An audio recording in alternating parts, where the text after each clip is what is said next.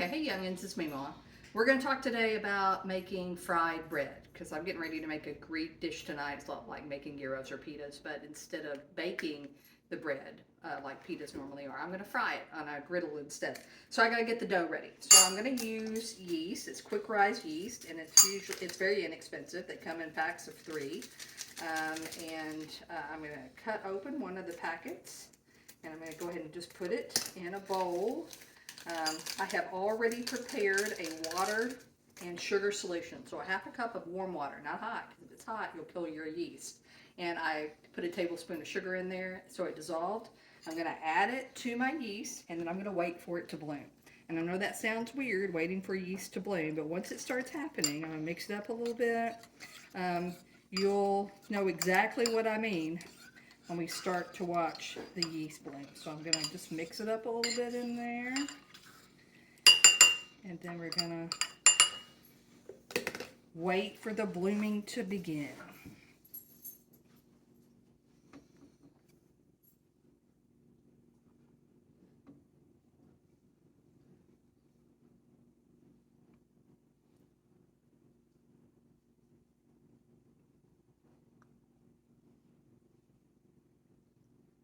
There it goes, the first little pop.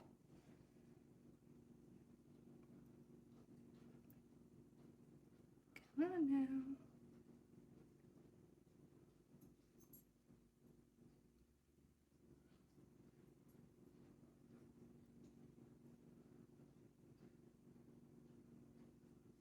Come on, start popping. Once it starts, it happens fast.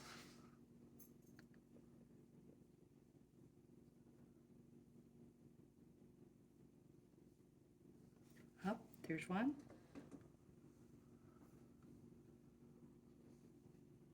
There's one. See? So now you can see why they say the yeast is blooming. But it's going to happen much more. The whole top will be full of blooming yeast.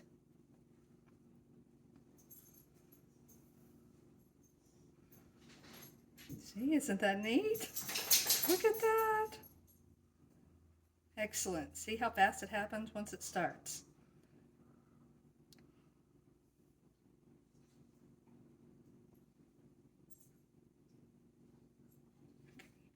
Okay, so my yeast has bloomed. If you were to smell it, it'd smell like beer because of that yeasty smell. I have 2 cups of all-purpose flour here and a little bit of olive oil. I'm going to take like just a little drizzle of olive oil into my yeast, and then I'm going to pour this yeast mixture into my 2 cups of flour. And I'm going to stir it around. Oh, that smells so nice and yeasty in there. There we go. All right, get that all mixed up.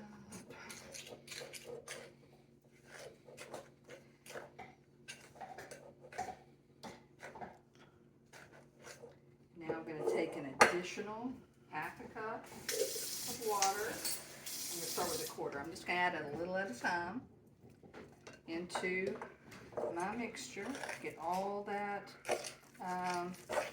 flour incorporated there. It's going to be very moist. I want it moist because I'm going to cover it and wait for it to begin to rise. That yeast will start acting in that flour and rise. All right, so you can see down in there that I've got it all mixed up. Okay, so now I'm going to cover it with saran wrap, and then I'm going to cover the saran wrap with a towel, and I'm going to set it in a warm place on top of my stove. I'm not turning the burners on, but it usually stays nice and warm up there. And in about an hour and a half, I'm going to check on it. Okay, so I have let the dough sit for about an hour and a half. And you can see that it's risen. I'm going to take the dough out. First, I've cleaned my counter with my vinegar solution just to get it ready because I'm going to work right on my countertop, so I want to just get it cleaned up good.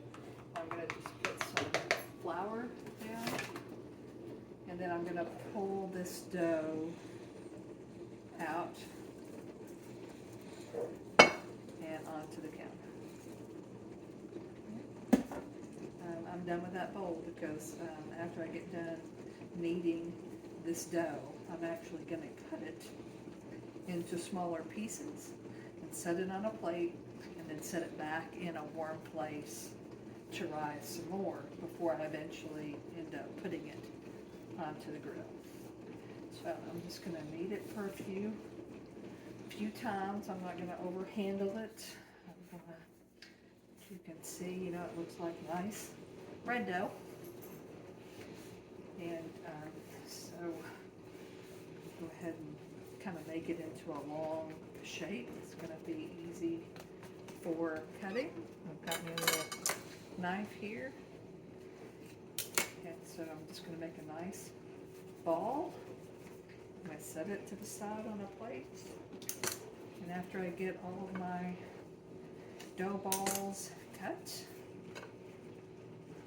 then I will, like I said, I'm going to cover it, and then they'll set for like another hour and a half. Okay, so my rolls have been rising for another hour and a half. Look how great they look. Let me get a close-up of this. See that? Okay. And I've got my griddle started here. I've got it on about 375 to 400. And I want that to heat up. And so these rolls, see, I can pull them up piece by piece. Before I do that though, I'm gonna get a little olive oil, and I'm gonna put it on my hands, and then it's gonna dribble onto the grill. Wash my hands, of course. I'm gonna take a piece of this dough, and I'm gonna squish it between my hands with this olive oil. I'm gonna get it pretty thin. You're going to want them the size that you're going to be able to put some tzatziki on it and some chicken, and you're going to lay it right down on the grill to give me some more olive oil. Again, nice and generous. Pull my next piece up. I'm going to start flattening that piece out.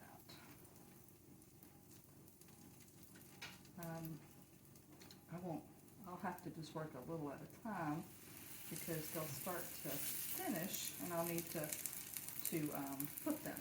So like this one, you know, it's already starting to cook pretty good. I got another minute or two. I'll put one more on there before I start flipping the ones that I've already placed.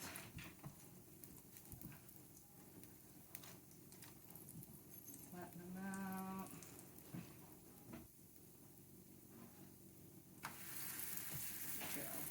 Okay, so this one is about ready to flip.